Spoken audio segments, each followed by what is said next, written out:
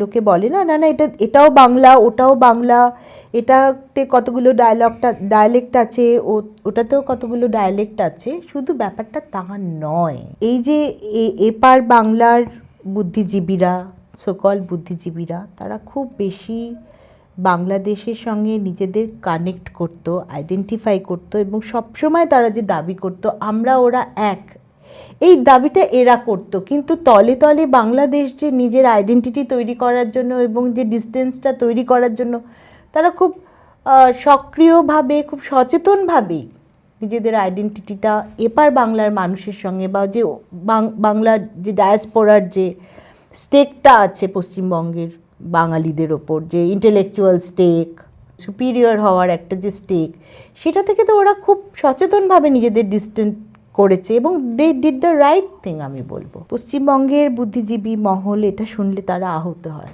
তারা আসলে কি বলে তো, যেমন আমাদের সন্তান একটু বড় হলে একটা সময় ছেড়ে দিতে হয় না, এরা ওটা ছাড়তে পারে না বলে এরা এটা অ্যাকসেপ্ট করতে পারে না।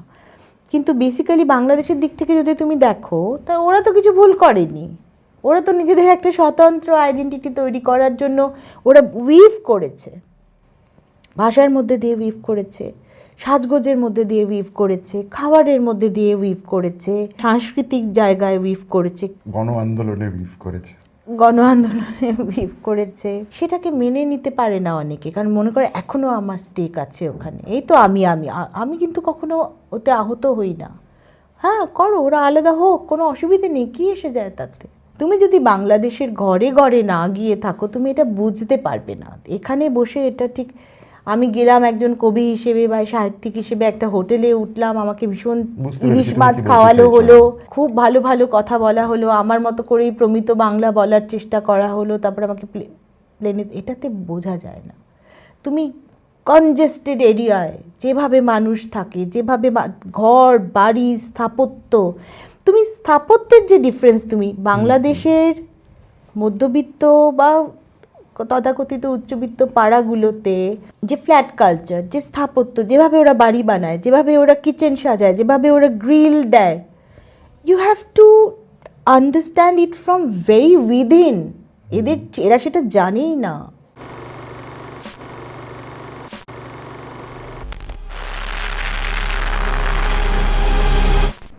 নমস্কার, শুরু করছি আমাদের নতুন পর্ব মুখে মুখে পডকাস্টে। আজকে আমার সঙ্গে যিনি এসছেন, তার নাম আপনারা সকলেই শুনেছেন, তার সাহিত্য পড়েছেন, তিনি সঙ্গীতা বন্দ্যোপাধ্যায়। থ্যাংক ইউ এখানে আসার জন্য। নমস্কার। সুব্রত দা, আমাকে ডাকার জন্য।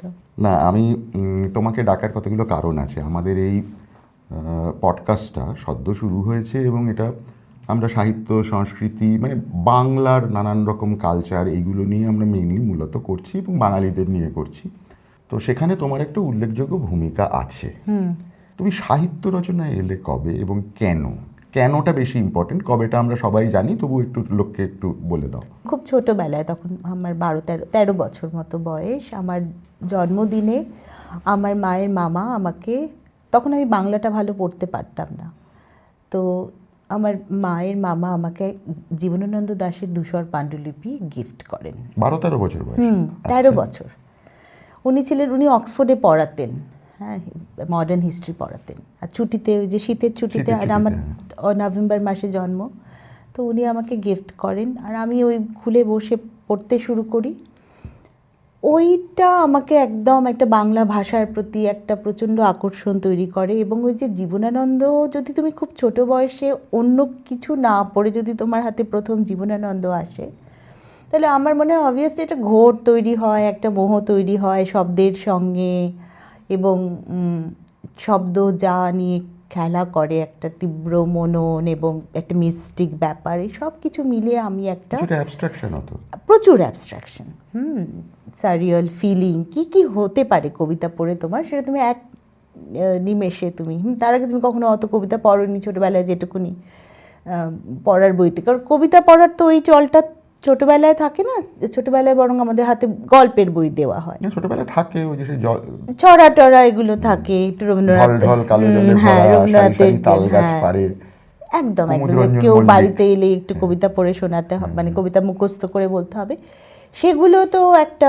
ফরম্যাটে ছন্দ এও জীবনানন্দ একটা অন্য এক্সপিরিয়েন্স তৈরি করলো। এবং ছোট ছোট মেয়ে আমি ভীষণ কবিতা লিখতেও শুরু করলাম এবং প্রচুর বই পড়তে শুরু করলাম। ছোটবেলায় আমি ভাবতাম যে একটা বলে না একটা একটা মস্ক চলতে থাকে যে এরম একটা যদি গল্প হতো, এরম একটা যদি লিখতাম, এটা এটা দেখে মনে হচ্ছে যে এখান থেকে যদি একটা লিখতে শুরু করতাম। আমি তোমাকে একটা জিনিস জিজ্ঞেস করছি, কারণ ধূসর পাণ্ডুলিপি দিয়ে বাংলা ভাষায় ঢোকা এবং বাংলা ভাষার প্রতি ভালোবাসা জন্মানো, এটা সাধারণত দেখা যায় না। মানে তুমি ওই আমাদের যেমন একটা পড়ার অভ্যেস ছিল, ক্ষীরের পুতুল, শকুন্তলা, তারপরে রাজকাহিনী, মানে অবনীন্দ্রনাথ, তারপরে একটু একটু করে রবীন্দ্রনাথ, এইটার মধ্য দিয়ে তুমি সেইভাবে না, যাওনি। এটা আমার পরে হচ্ছে, আরো পরে হচ্ছে। বঙ্কিমচন্দ্র আমাদের যেভাবে হয়েছে আর কি, না, সেগুলো আরো অনেক পরে পরে হচ্ছে। হয়েছে। মানে ধরো বাই 14-15 আমি অনেক সাহিত্য পড়ি, মানে কন্টিনিউয়াসলি তখন বাংলা সাহিত্য পড়ছি, সব পড়াশুনো, কবিতা পড়ছি প্রচণ্ড রকম। এবং ততদিনে 2-3 বছরের মধ্যে আমার বাংলা সাহিত্য মোটামুটিভাবে ভালোই, মানে ততদিনে আমার নীরজচন্দ্র চৌধুরী পড়া হয়ে গেছে। এবার ক্রিটিক্যাল পড়াশুনো একটু একটু করে, গল্প উপন্যাস থেকে আরো একটু ক্রিটিক্যাল পড়াশুনোর দিকে তোমাকে কেউ পাকা ভালো মেয়ে বলতো লাগতো। না যে এত ছোট ও বয়সে এইসব বাবা! পড়ছো? না, আমার না, আমাদের যেমন বলতে এই কি, এ তো ভীষণ পেকে গেছে, এইসব বই পড়ে। না, একটা ছিল যে আমার আসলে আমি মামা বাড়িতে, মানে বাবা মা মারা যাওয়ার পর মামা বাড়িতে মানুষ হয়েছিলাম। মামা একটু অন্যরকম মানুষ ছিলেন। মামার ছিল যে প্রেম করবে না কিন্তু সমস্ত পাকামি করতে পারো, যেমন তর্ক করা, প্রশ্ন করা, এগুলো চলতে পারে। আর সেই জন্য পড়া নিয়ে কোনো কিছু পড়ায় বাধা ছিল না, কোনো কিছু নিয়ে প্রশ্ন করায় বাধা ছিল না। তো সেটা একটা ছিল। আর আমি ছিলাম খুব উদ্ধত। আমার এখন নেই। এখনো তো আমি খুবই উদ্ধত, কিন্তু ছোটবেলায় এত বেশি উদ্ধত ছিলাম যে আমাকে সবাই বলতো যে ভীষণ তর্ক করে, মুখে মুখে কথা বলে, প্রচণ্ড ঔদ্ধত্য। এবং সেই ঔদ্ধত্যটা তোমার শুধু কথা বলায় ছিল না, হাঁটা চলা সব কিছুর মধ্যে ছিল আর কি। খুব কনফিডেন্ট ছিলাম আমি ছোটবেলায়, ভীষণ এক্সট্রোভার্ট ছিলাম। সেটা আমার এখনো অনেকটা চলে গেছে। আমি দেখলাম যে আমার পড়তে ভালো লাগতো রিভিউ, ছবির মানে চিত্রকলার রিভিউ পড়তে আমি ভালোবাসি, কবিতার রিভিউ পড়তে ভালোবাসি। শুধু যে গল্প উপন্যাস, এবার বেশ মানে within a very short time আমার গল্প উপন্যাস পড়ার যে একটা প্রচণ্ড সেটা আস্তে আস্তে চলে যেতে লাগলো। আমি ক্রিটিক্যাল একটুখানি হিস্ট্রি পড়বো, একটু ফিলোসফারের নাম শুনলে সেটা একটু পড়বো, এরকম একটা ব্যাপার হলো। কবিতাই লিখতাম, কিন্তু আমার গদ্য লেখার একটা ভীষণ প্র্যাকটিস তুমি বলতে পারো। সেটা হলো যে আমি প্রেমে পড়লাম, মানে 17 বছর বয়সে, আমি 16 বছর, যেটা বারণ ছিল। আর আমি চিঠি লিখতে শুরু করলাম। তো আমি যে চিঠি লিখতাম সে চিঠি হচ্ছে 18 পাতা, 20 পাতা, 30 পাতা। আর তখন আমাদের না চিঠি পোস্ট করতে হলে ওই স্ট্যাম্প দিতে হতো, ওজনটা বেশি হলে না বেশি স্ট্যাম্প লাগাতে হতো। আর আমার প্রচণ্ড ওজনটা, মানে এই মোটা মোটা চিঠি। কারণ পরে আমি গিয়ে বুঝলাম যে আমি চিঠি কাউকে লিখছি না, আমি একটা গদ্যের একটা practice. By the time I was 18 আমার মনে হয় 300-400 চিঠি আমার লেখা হয়ে গেছিল। তাতেও আমার একটা ভীষণ গদ্যের একটা প্র্যাকটিস হয়ে গেছে। মানে তুমি বলছো যে রবীন্দ্রনাথের যেরকম একটা পত্র সাহিত্য আছে, তোমার একটা পত্র সাহিত্য বের করা যায়? কারণ আমার স্কুলের বন্ধুরা, শুধু যে প্রেমের চিঠি লিখতাম তা না, বন্ধুদেরও লিখতাম। এবং অনেক সময় ওরা বলতো যে তুই যে আমাকে কেন এই চিঠিটা লিখেছিস আমি কিছু বুঝলাম না। মানে ওকে কিছুই বলছি না, আমার যা বলতে ইচ্ছে হয় বলছি। তো এইরকম আমার বন্ধু 1-2জন আছে, একজনের কাছে 70টা চিঠি আছে আমার। শঙ্খিনীর আইডিয়াটা বা শঙ্খিনী লেখাটা কিভাবে শুরু হলো? 2003-এ আমি শঙ্খিনী লিখি শান্তিনিকেতনে গিয়ে। আর 2004-এর শেষ থেকে ওটা দেশে ধারাবাহিক বেরোতে শুরু, 1.5 বছর ধরে বেরিয়েছিল। না, আমি বলছিলাম না তোমাকে যে আমি ধরো কবিতা লিখছি, কিন্তু আমার গদ্যের একটা রয়েছে। ভাবছি কোনো দৃশ্য দেখে ভাবছি যে এখান থেকে কি একটা উপন্যাস শুরু হতে পারে। বা এখনও আমার মনে আছে 1-2 ইমেজারি, যেমন ছেলেরা মাঠে ফুটবল খেলছে, একটা ছেলে দাঁড়িয়ে ওই দূরের বারান্দার দিকে তাকাচ্ছে, সেখানে একটা মেয়ে দাঁড়িয়ে আছে। তো এরকম একটা ইমেজারি থেকে এখান থেকে কি একটা উপন্যাস শুরু হতে পারে। তো সবসময় আমার মনে হতো যে একটা উপন্যাস কিভাবে লেখা যায়। তো ফাইনালি যখন আমি ভাবলাম যে না আমি একটা উপন্যাস লিখব, তখন আমি ভাবলাম যে ছোটোখাটো কিছু করে কোনো লাভ নেই, একটা ব্যাং হওয়া দরকার আর কি, বিগ ব্যাং। তো সেই অনুযায়ী আমি ভাবলাম যে লং একটা মানে একটা টাইম ফ্রেমের মধ্যে সময়টা যেখানে গড়িয়ে যাবে, সময়ের চিহ্নগুলো থাকবে, মানুষগুলো সব কিছু মিলিয়ে একটা ভাবলাম। ভেবে তারপরে কিছুটা আমার নিজের জীবনের সঙ্গে সেটার একটা মিল আছে, গল্পগুলো সেখান থেকে অনেকটা এসছে। তারপর সেই উপন্যাসটা নিয়ে তুমি গেলে কোথায়? মানে অনেকে তো খুব কনফিউজ থাকে যে উপন্যাসটা এবার আমি কি করব, এটা কি ঘটনাটা ঘটেছিল? মানে সেটা বাদলদা নাকি একদম সরাসরি দেশে পাঠানো? দেখো দুটো জিনিস বাদলদা আছে। মানে অনেকে নামটা জানে না, সুতরাং মানে আনন্দ তুমি পাবলিশার্স, বলে দিতে পারো। হ্যাঁ, আনন্দ পাবলিশার্স যিনি দেখতেন সেই দেখতেন, সময়, এমডি ছিলেন, বাদলদা এমডি ছিলেন। আমার দুটো জিনিস কাজ করেছিল। সেটা হচ্ছে যে আমার তখন একটা আইসোলেশনে যাওয়ার ইচ্ছে হয়েছিল, এবং আমার কোনো গদ্যের মানে গদ্য লেখার যে অভিজ্ঞতা সেটা ছিল না। আর আমার গদ্য প্রকাশ হলে যেটা হয় না যে ওর গদ্যটা ভালো, ও ভালো গল্প লিখতে পারে, এটা থেকে একটা কনফিডেন্স আসে, তো সেটাও ছিল না। কারণ গদ্য তার আগে লিখিনি, কবিতাই লিখছিলাম। আমি যে একটা বিগ লিপ একটা নিলাম, একটা জাম্প একটা নিলাম, সেটা আমার একটা কনফিডেন্স। তুমি ভাবতে পারো যে আমি ঠিক করলাম যে আমি একটা বৃহৎ উপন্যাস লিখবো, 3-4 লাখ শব্দ হবে, হাজার হাজার পাতা হবে। সেটা ডিসাইড করাটা কমপ্লিটলি আমার নিজের একটা মানে ডিসিশন, যে আমি জানি না আমি 3 পাতাও লিখতে পারবো কিনা বসে, সেটা আমি জানি না। না জেনে আমি এরকম একটা সিদ্ধান্ত নিয়ে ফেললাম। আমি শান্তিনিকেতনে চলে গেলাম, লিখতে শুরু করলাম। বাদল দ্বারাই কিন্তু অ্যারেঞ্জ করেছিলেন আমার থাকাটা, মানে চেনা পরিচিতদের দিয়ে। ইন্দ্রনাথ মজুমদার ছিলেন। কিন্তু বাদল দ্বারা কেউ আমায় জিজ্ঞেস করেন, ওরা তো জানেন না যে ও বাচ্চা মেয়ে, একটা ভেবে চলে গেছে, ঠিক আছে। যখন 350 পাতা মতো আমার হয়েছে, তখন আমি একদিন হঠাৎ করে যেন মনে হলো আমি একটু ডুবন্ত অবস্থা থেকে ভেসে উঠে আমার হলো এই অংশটুকু আমি দিয়ে আসি। তো আমি কলকাতায় এসে বাদলদার হাতে 350 পাতা দিয়ে আবার শান্তিনিকেতন চলে গিয়ে আবার লিখতে বসে গেলাম। পরে ওরা বুঝতে পারলেন যে এটা ব্যাপারটা কিছু সিরিয়াসই হচ্ছে। দেন দে স্টার্টেড টেকিং ইন্টারেস্ট, যে তুমি তাহলে কতটা লিখবে ভাবছো, কতদিনে লিখবে ভাবছো, এবং নিয়মিত তারপর থেকে খবর নেওয়া যে আমি স্টেবল আছি কি না, আমি লিখছি কি না, আমার শরীরটা ঠিক আছে কি না, মনটা ঠিক আছে। কারণ আরও অনেক কিছু চলছিল তখন আমার লাইফে। অবভিয়াসলি আমি তো একদম মানে মনে ওই করেই গেছি যে আমি এতটাই লিখবো, অনেকটা লিখবো আর কি, যতটা ইচ্ছা হবে লিখবো। তো গ্র্যাজুয়ালি যেটা হলো, by the time it was 4-5 months, মোটামুটি বোঝা যাচ্ছিল যে ওদের ভালো লেগে গেছে, they are waiting me to finish it. হ্যাঁ, তারপরে আমি তো 1 বছর মতো সময় লেগেছিল, পুরো লেখাটা দিয়ে দিলাম। আর ওরা তো পড়তেই থাকছিল। তো very soon they got back to me, আর আমাকে বললো যে এবার তুমি এডিট করবে, রিফ্রেশ করবে, কি করবে, এবার তুমি ইউ স্টার্ট ডুইং দ্যাট, কারণ আমরা ছাপবো। তুমি লেখক হয়ে গেলে, গদ্য লেখক হয়ে গেলে। তখনও লেখক হলাম না, কারণ তারপরও আরও 1 বছর ধরে আমি ওটা আবার এডিট করলাম, রিরাইট করলাম। তখন তো আমরা কাগজে কলমে লিখতাম, তাই না? তখন তো তোমার টাইপ করে লেখার ব্যাপার নেই। তো পুরো আমি 1,500 পাতা লিখেছিলাম, আবার 1,500 পাতা কপি করেছিলাম। তোমার শঙ্খিনী উপন্যাসটা যখন আমরা প্রথম পড়ি, মানে দেশে ধারাবাহিকভাবে, তখন এই উদ্ধত একটা ব্যাপার, মানে সাহিত্যের ক্ষেত্রে যেটা সাধারণত আমরা একটু এড়িয়ে যাই, সেটা কিন্তু তোমার উপন্যাসে ছিল। এবং একটা unique blend of looking at sexuality from a feminine point of view, বা এই যে জায়গাটা, এই জায়গাটা তো বাংলা সাহিত্যে একদম নতুন জায়গা।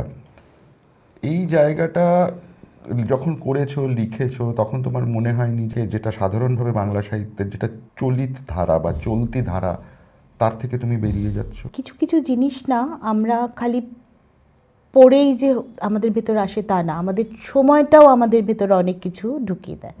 তো ধরো নারীবাদের যে বিবর্তনটা হচ্ছিল, তার মধ্যে ইনিশিয়ালি ছিল ভয়েস খুঁজে পাওয়া, ইনিশিয়ালি ছিল টু বি সিন, মানে অস্তিত্বই নেই তার, সে নিজেকে জানান দেওয়ার চেষ্টা করছে। তারপরের ধাপে এলো যে আমার শিক্ষা দরকার, তারপরের একটা ধাপে এলো যে আমার অর্থনৈতিক স্বাধীনতা দরকার। যখন এগুলো আস্তে আস্তে হচ্ছে, তখন আমরা জন্মেছি, আমাদের পিরিয়ডটা তখন 74-এ আমি জন্মেছি।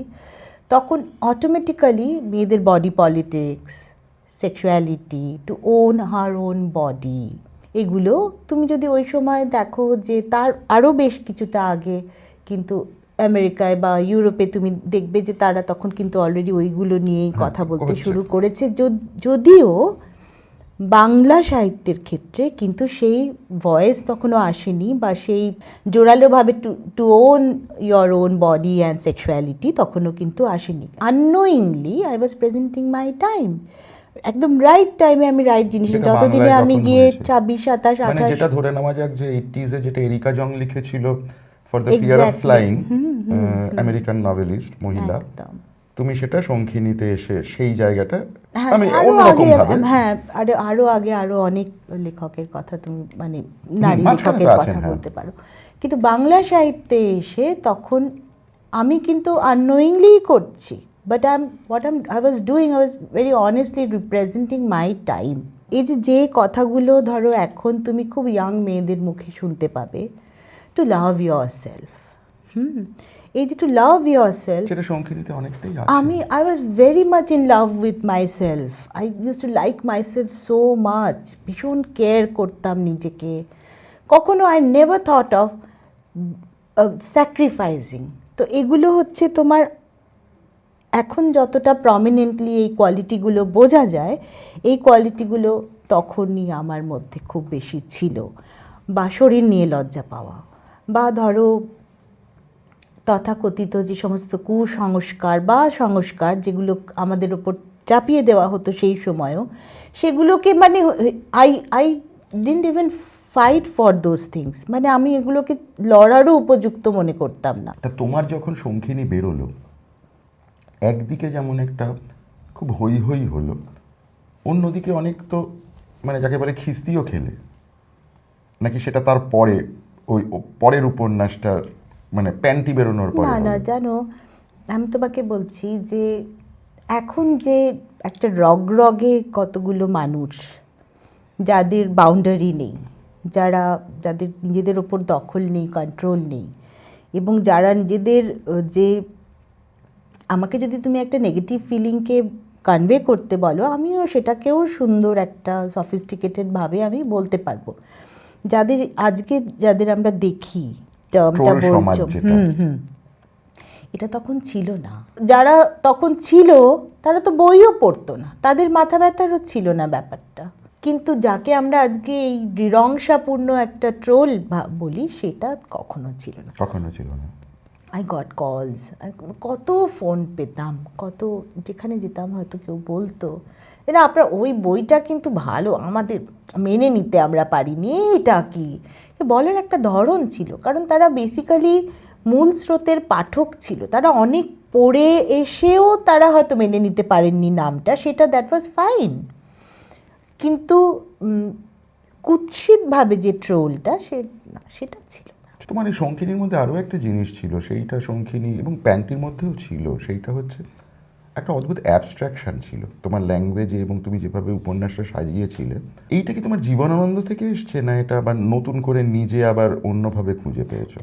এটাও হতেই পারে জীবনানন্দ থেকেই, ওই যে charm of understanding and not understanding and trying to even go beyond it, beyond the understanding, go beyond understanding. এটার যে চার্ম, এটা তো শুধু তুমি লিখে ফেললে যখন তুমি লিখছো তখন যে তোমার মধ্যে যেটা হয়, and you don't know where you are, মানে তুমি কি এক্স্যাক্টলি বলতে চাইছো, কোথা থেকে এক্স্যাক্টলি এই শব্দটা উঠে এলো, অ্যান্ড তুমি ওটা পুট ডাউনও করলে, আর তারপর তাকিয়ে দেখলে ও ইট লুকস ভেরি অন্যরকম লাগছে। তো সেটা definitely I think the window opened with Jibanananda, I think.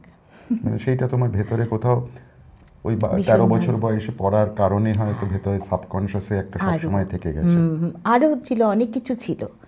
সেটা হচ্ছে যে আমি এখনও জানো তো বসে বসে সংসদের ওই মানে যেটা সমার্থক শব্দের যে আমার ভীষণ ভালো লাগে, বসে বসে আমি থেসারাস পড়ার মতো, অনেকে যেমন ইংরেজিতে থেসারাস পড়ে ওই রকম আমি বসে বসে পড়ি, আমার ভালো লাগে, ওটা ভীষণ ভালো লাগে, আমি তখনও পড়তাম।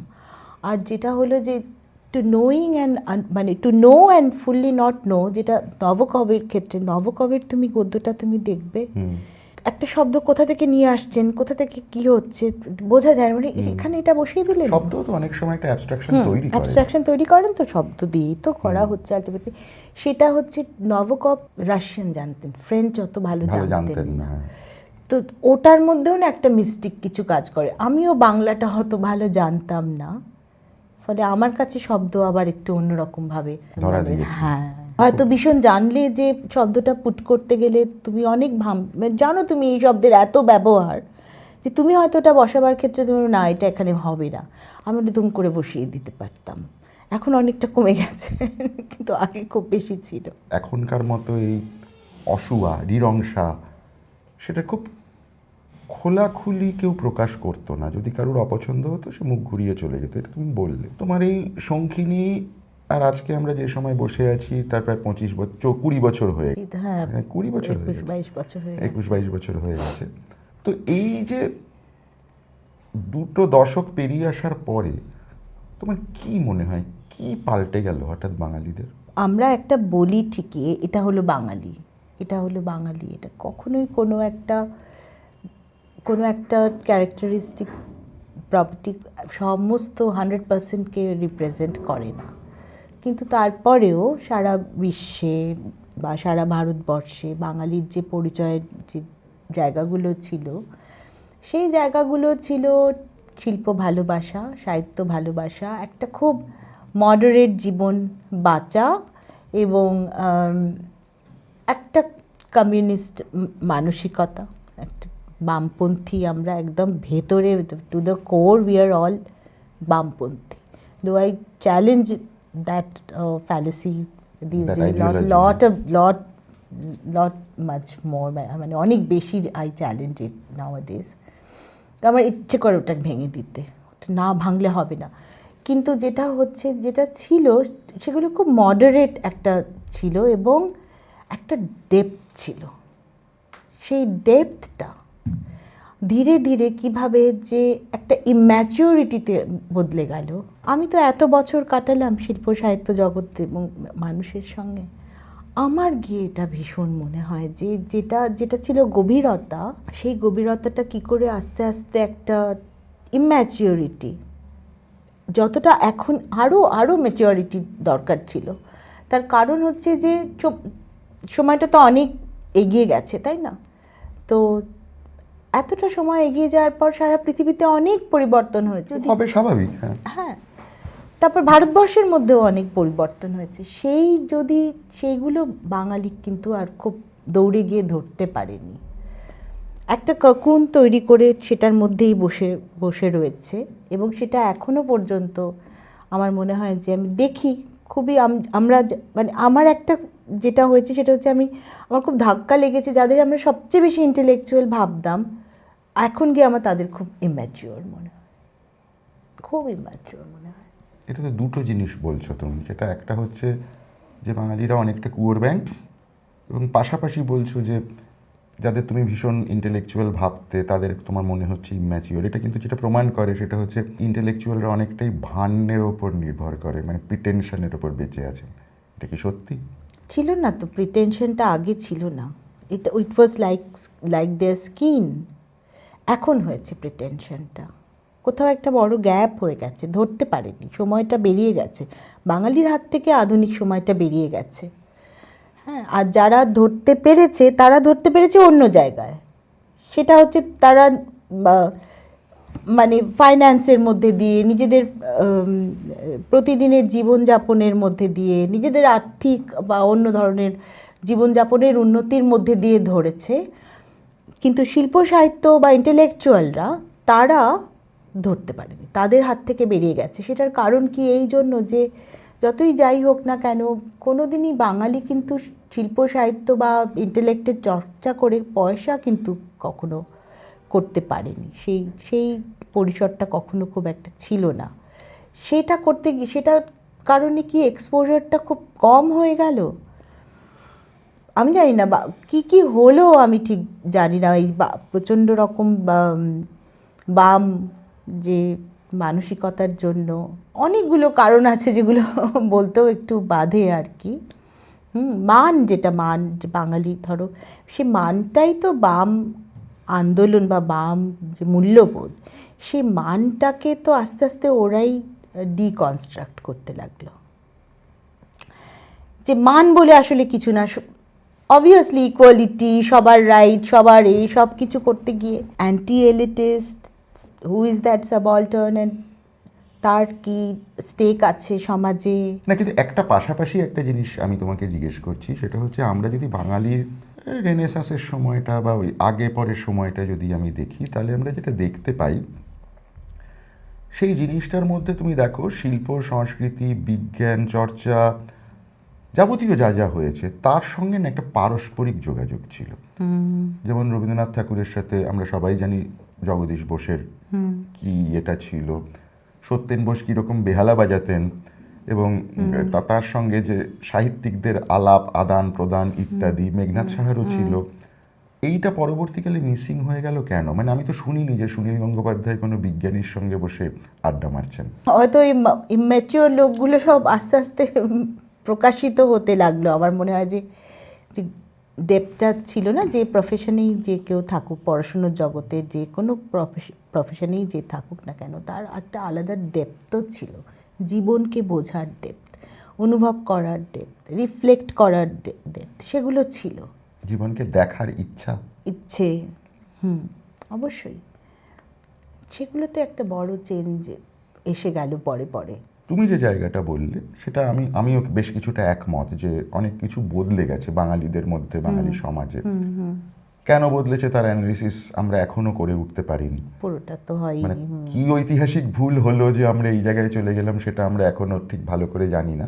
তোমার কি এই অবস্থা থেকে তুমি বাঙালিদের কোথায় দেখো এরপরে? এথনিক্যালি উইকিপিডিয়া বলে যে বাঙালি হচ্ছে কিন্তু একটা মেজর এথনিক গ্রুপ সারা পৃথিবীতে।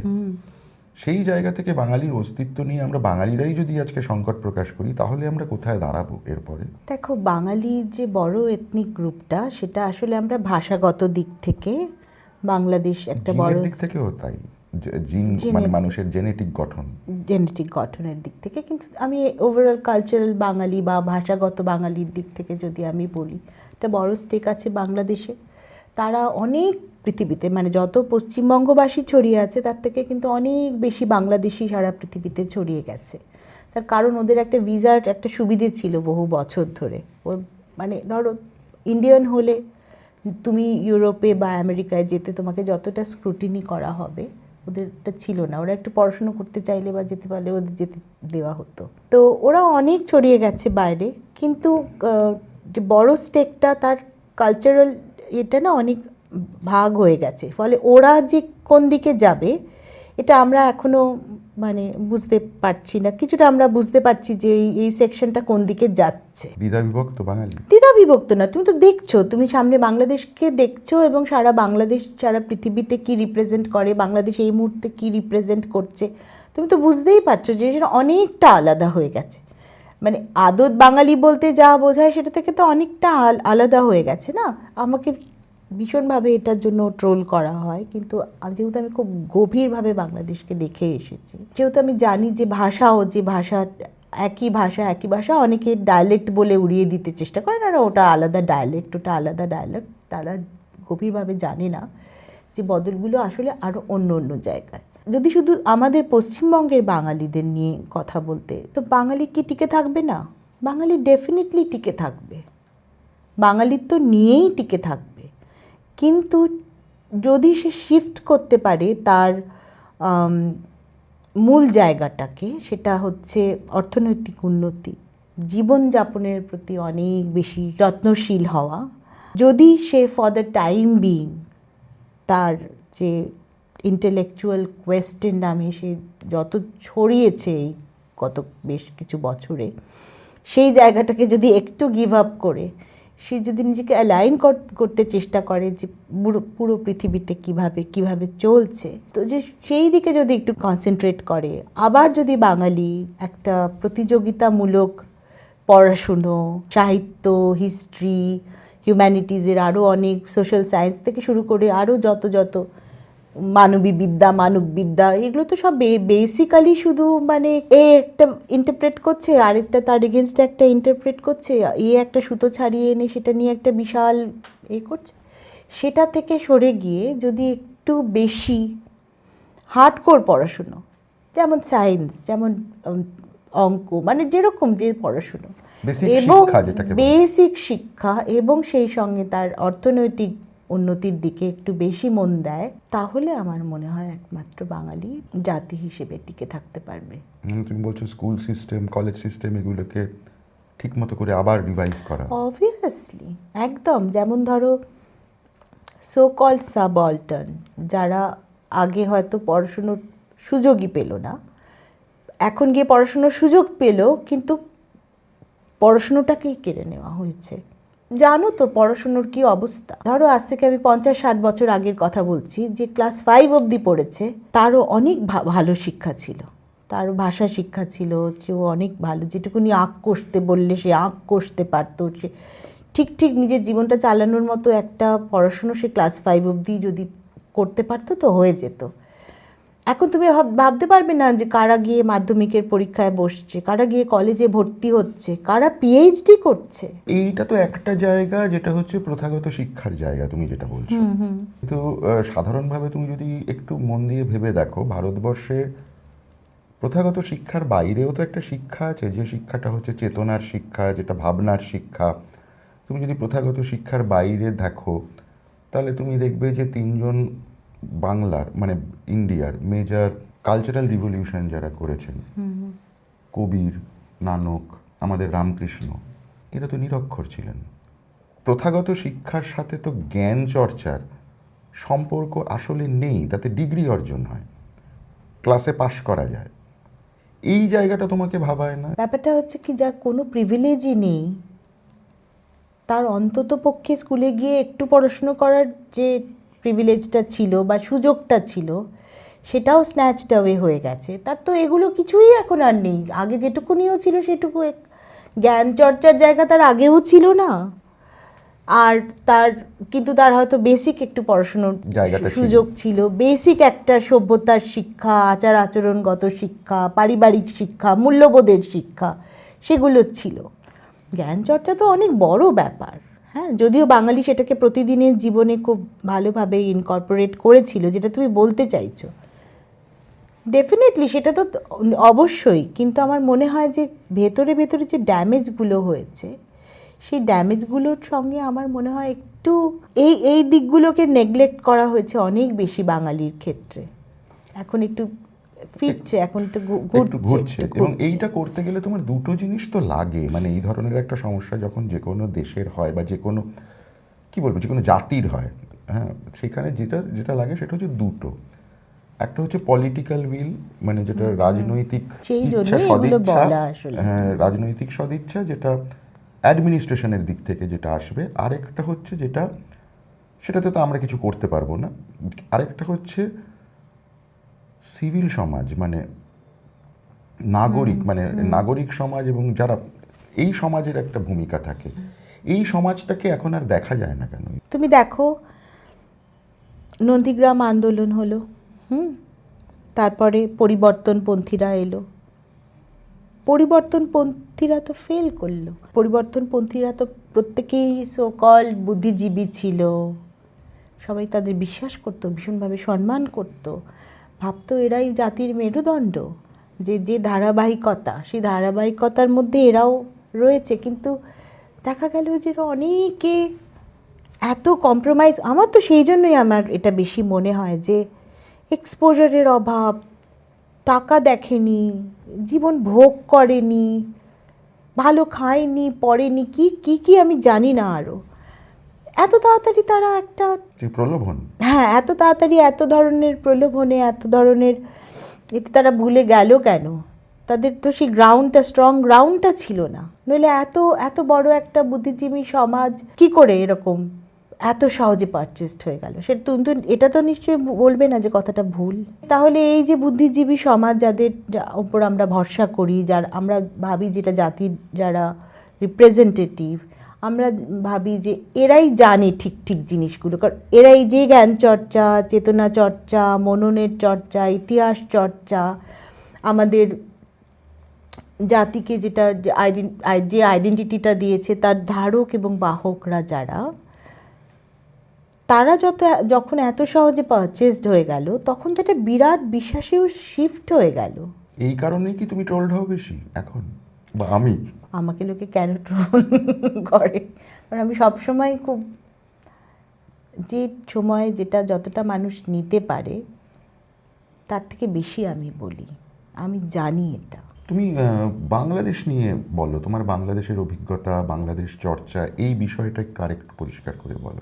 অত কিছু চর্চা নেই, কিন্তু আমি বলতে চাইছি যে আমি যেহেতু একটু জড়িয়ে পড়েছিলাম এবং একটু দেখেছি ভেতর থেকে, তো আমি বুঝতে পারি যে আমার যেটা মনে হয় যে খালি ওপরে ওপরে যে একটা লোকে বলে না না না এটাও বাংলা, ওটাও বাংলা, এটাতে কতগুলো ডায়ালেক্ট আছে, ওটাতেও কতগুলো ডায়ালেক্ট আছে, শুধু ব্যাপারটা তা নয়। এই যে এপার বাংলার বুদ্ধিজীবীরা, সকল বুদ্ধিজীবীরা, তারা খুব বেশি বাংলাদেশের সঙ্গে নিজেদের কানেক্ট করত, আইডেন্টিফাই করত, এবং সবসময় তারা যে দাবি করত আমরা ওরা এক, এই দাবিটা এরা করত, কিন্তু তলে তলে বাংলাদেশ যে নিজের আইডেন্টিটি তৈরি করার জন্য এবং যে ডিস্টেন্সটা তৈরি করার জন্য তারা খুব সক্রিয়ভাবে, খুব সচেতনভাবেই নিজেদের আইডেন্টিটিটা এপার বাংলার মানুষের সঙ্গে, বা যে বাংলার যে ডায়াসপোরার যে স্টেকটা আছে পশ্চিমবঙ্গের বাঙালিদের ওপর, যে ইন্টেলেকচুয়াল স্টেক,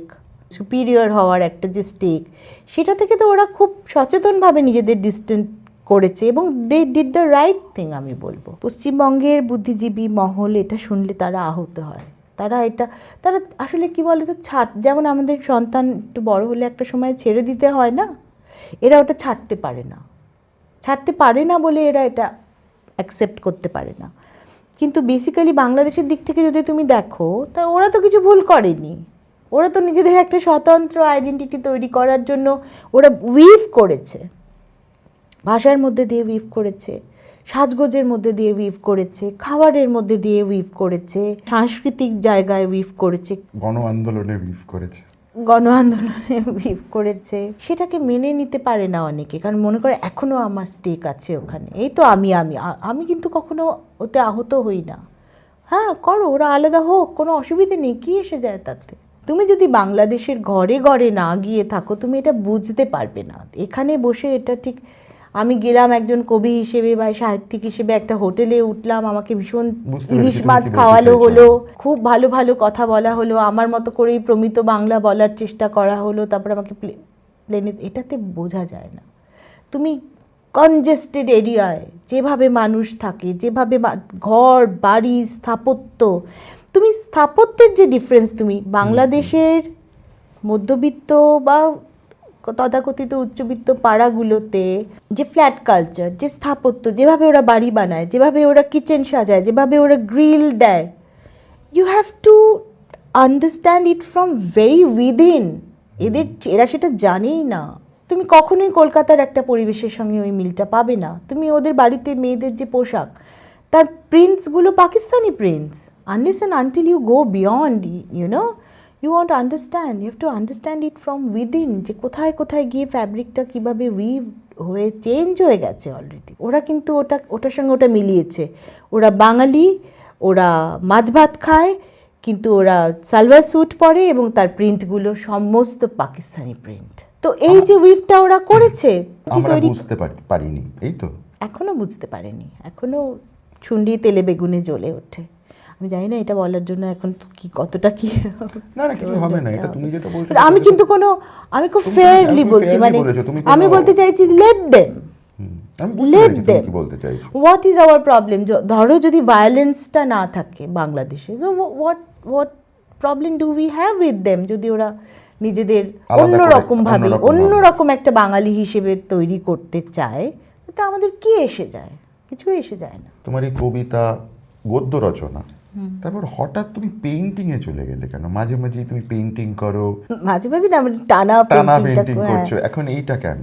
মানে তো রবীন্দ্রনাথের হয়েছিল, তোমার কি করে হলো? না আসলে আমি ছোট থেকেই পেইন্টিং করতাম। ছোট থেকেই আমি ভীষণ আঁকতে ভালোবাসতাম। ইনফ্যাক্ট আমাকে কলা ভবনে ভর্তি করবে বলেছিল বড় জেঠু, কিন্তু আঁকাটা একদম আমার স্বভাব, মানে ছোট্ট থেকে, ভীষণ ছোট থেকে আমি আঁকতে ভীষণ ভালোবাসতাম। আর খুব নাকুচু ছিলাম তো ছোট থেকে, ওই খারাপ রঙে চিপ ক্রেয়ন দিলে আমি ছুঁড়ে ফেলে দিতাম। তো আমার সব কিছু ভালো ভালো লাগবে, অনেক লাগবে। আমি আমার রঙের নাম মুখস্থ করে করে রং করা, হ্যাঁ, যে ডার্ক এগ ব্লু কোনটা, গ্রে, গ্রিন, এই মস্ট গ্রিন, আমার এইসব ভালো লাগতো, মানে আমার এগুলোই ভালো। আমাকে বলা হতো আমি খুব একটা ফ্যান্সি মানুষ। পুটু ভীষণ ফ্যান্সি, আমার ডাকনাম পুটু। আমাকে সবাই বলতো পুটু হচ্ছে ফ্যান্সি, কেননা আমি সব কিছুই ওই যা কিছু সুন্দর আমি সেগুলোই সব করার চেষ্টা করতাম।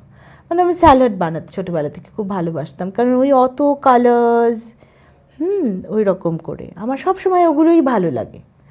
তো ভালো লাগতো, এখনও তাই ভালো লাগে। কালার্স ভীষণ অনেক। লিপস্টিক আমি ভীষণ ভালোবাসতাম ছোট থেকে। আর আমার বই পড়ে যেটাতে মুগ্ধ হয়েছিল সেটা ধূসর পান্ডুলি। দুটো তো কমপ্লিট আলাদা। আমার মধ্যে অনেকগুলো মডার্ন ট্রেটস রয়েছে, combination of all the things. তুমি যদি এখন দেখো যে একটা মডার্ন মেয়ে, সে কিন্তু কিছু ছাড়তে রাজি নয়। আমাদের সময় তো ওটা ছিল না। পড়াশুনো করে ভীষণ সরস্বতী, ও কোনো সাজ নেই, গুজ নেই, আয়না তো দেখেই না। কি যে একটা জামা পরলো, সারাক্ষণ পড়াশুনো করছে। আবার যারা সাজগোজ, ও তো একটু সাজগোজ, সাজগোজ, প্রেম, জানলা দিয়ে বাইরে তাকি, মানে এইসব ছিল, ঠিক আছে। একটা ভাগ করে দেওয়ার টেন্ডেন্সি। আমি বোধহয় সেই প্রথম, মানে ধরনটা হলো যে সব কিছু এক জায়গায় কম্বাইন করা। I am not going to leave anything. সব কিছু আমি উদাস হয়ে যেরকমভাবে রবীন্দ্রসঙ্গীত গাইতে চাই, আমি ওরকমভাবেই একটা ডিস্কেও যেতে চাই। আর যেই কম্বিনেশনটা তুমি এখন মডার্ন মানুষের মধ্যে দেখছো, তারা কিছুই ছাড়তে চায় না। এখন নতুন করে কবে কতদিন হলো করছো? 2.5 বছর। 2.5 বছর। মানে তোমার প্রথম উপন্যাসটা লিখতে মোটামুটি যে সময়টা লেগেছিল প্রায়, মানে না অতটা না, 1 বছর লেগেছিল। তার থেকে বেশি হয়ে গেল তো। তোমার প্রথম এক্সিবিশনটা আমরা কবে দেখব? প্রথম একটা এক্সিবিশন হলো তো। কোথায় হলো সেটা বলো। সেটা হলো কেভে একটা হলো, একটা গ্রুপ মতো হলো। আমার 4-5টা না 6টা ছবি ছিল। তখন আমি তোমার প্যালেস্টাইনে যে তখন তো সবে ওটা হয়েছে, অক্টোবর 7 যে অ্যাটাকটা, তখন আমরা ওটা ভীষণভাবে করছিল, নাড়া দিয়েছিল। তখন ওইটা আমি এঁকেছিলাম, ওটার উপরই এঁকেছিলাম। তোমার সোলো এক্সিবিশন একাডেমিতে কবে দেখব? তার জন্য মনে হয় আরো 5-7 বছর অপেক্ষা করা উচিত আমার। I don't want to fool people and neither I want to fool myself also. আমি জানি আমি যদি 4-5 বছর পড়ে থাকি ছবি নিয়ে, তাহলে আমার একটা যোগ্যতা তৈরি হবে। এটা খুব ভালো বললে। তোমার কোনো প্রথাগত ট্রেনিং নেই? একটু আছে, কারণ আমি 2023-এর শেষে গিয়ে New York academy of art, সেটার অনলাইন কোর্স হয়, তো ওটাতে আমি 4টে কোর্স করেছি। Portraiture, water colour, figurative drawing, science of colours. তাহলে আমরা পরবর্তী পর্যায়ে সঙ্গীতা বন্দ্যোপাধ্যায়ের আরেকটা রূপ দেখার জন্য উদ্গ্রীব হয়ে বসে থাকবো। না, সে তো ইচ্ছে আছে, মানে ছবিটা আঁকার ইচ্ছেই আছে, এক্সটেন্সিভলি আঁকার ইচ্ছে আছে, বড় বড় ক্যানভাস যেরকম হয় না। এখন আমি যতটা ওয়াটার কালার শিখে গেছি, আমার কাছে অয়েল আমি যদি ধরি, অন্য কেউ যদি হতো তাহলে এতদিনে বড় বড় কতগুলো ক্যানভাস করেই ফেলতো, কিন্তু আমি এখন অয়েল ধরতেও চাই না, আরও ওয়াটার কালার করি। ওয়াটার কালার করলে না একদম ক্লিয়ার হয়ে যায় কনসেপশনটা, তারপরে অয়েল করা কিছু ওটা বড় ব্যাপার না। অয়েলের বলে টেকনিকটা একটু আলাদা, তোমার স্ট্রাকচার আর ভেতর অবধি যাওয়ার যে ব্যাপারটা, আলো অন্ধকার, হ্যাঁ, এইগুলো যে বোঝা, এগুলো তো সব মাধ্যমেই তুমি করতে পারো। ওয়াটার কালারই সবচেয়ে কঠিন। রেনেসাঁ যুগের পেইন্টিং এর মধ্যে কার পেইন্টিং তুমি সব থেকে উদ্বুদ্ধ? আমার খুব ভালো লাগে জন সিঙ্গার সার্জেন, ফেভারিট। কারণ উনি তো অনেক অয়েল, বিশাল বিশাল অয়েল করেছেন, কিন্তু ওর ওয়াটার কালারের যদি তুমি কাজ দেখো, আর আমার তো দালি এত বেশি প্রিয় ছিল, তবে সাডেনলি আমি আবিষ্কার করলাম যে দালির এত ওয়াটার কালার আর এইরকম সারিয়াল, কত রকমের মিডিয়ামে কাজ করেছে। তুমি কি জানো দালি বাইবেল ইলাস্ট্রেট করেছেন? হ্যাঁ, জানি। তো ভাবলেও কাটা দেয়। আমার এটা খুব বেশি দিন আগে না, আমি যখন দালির ওয়াটার কালার আমি আবিষ্কার করলাম, তো আমি ভাবলাম যে ওয়াটার কালারে এইরকম এত স্ট্রেংথ, ওই লোকটা বুনমেলের সাথে স্ক্রিপ্টও লিখেছে, ওই ওই লোকটা ও একটা ও সবই ও কাটলারিও ডিজাইন হ্যাঁ, করেছে, ও হ্যাঁ, সবই সবই করেছে। আমি যখন ফার্স্ট দালির মানে আমার একটা উপন্যাস রুহোয় আমি দালির একটা ছবির কথা লিখেছিলাম, ক্যানিমালিজম ইন অটম, হ্যাঁ। সেই ছবিটা আমি যখন গিয়ে টেট মডার্নে দাঁড়ালাম, আমার ধারণা ছিল ছবিটা দেখে ছবিটা বড় হবে, এ হবে, এত কিছু আছে ছবিটার মধ্যে, অনেক বড় হবে। এইটুকুনি একটা ছবি, আর ওর মধ্যে ওই পুরো ফোর্সটা, আমি একদম বাকরুদ্ধ হয়ে গেছিলাম যে এইটুকু ছবির মধ্যে ও সত্যি মাস্টার উনি। এখনকার কন্টেম্পোরারি এখানকার যারা ছবি আঁকেন বা এইটাতে রয়েছেন তাদের কাজ ভালো লাগে অনেকের কাজ, কিন্তু যেটা আমি বলতে চাই সেটা হচ্ছে যে বেঙ্গলে যারা উঠে আসছে নতুন কাজ নিয়ে, তারা ড্রয়িংয়ে খুব খারাপ। আচ্ছা, ড্রয়িং তাদের ভালো না, আমার একদম মন ভরে না। আমি দেখছি বিদেশে ওরা যে এখানে না মানে কতক্ষণে ভাঙবে, ওই কতক্ষণে যামিনী রায়ের মতো এত বড় একটা চোখ দিয়ে দেবে এটার জন্য।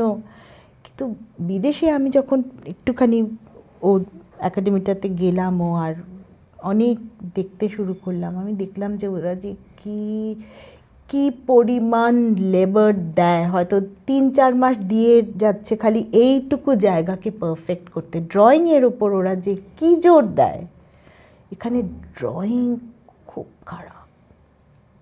ড্রয়িংয়ের অবস্থা পুরোটাই, they are artists, they are not painters. আমি যেটা দেখো, এটা খুব হয়তো কন্ট্রোভার্সি হয়ে যাবে, এটা বলাটা ঠিক না, কিন্তু দে আর আর্টিস্টস। আর্টিস্টই is different, being a painter is different. আচ্ছা, থ্যাংক ইউ। তো আমরা অপেক্ষা করব তোমার এই এক্সিবিশনটার জন্য। তুমি কথা দিয়েছো কিন্তু 3-4 বছরের মধ্যে আমরা দেখতে পাবো 4-5 সেইগুলো। বছরে। 4-5 বছরের মধ্যে, নিশ্চয়ই, 4-5 নিশ্চয়ই। বছরই সই। 4-5 বছর পরে সঙ্গীতাকে আমরা আলাদা একটা রূপে দেখতে পাবো।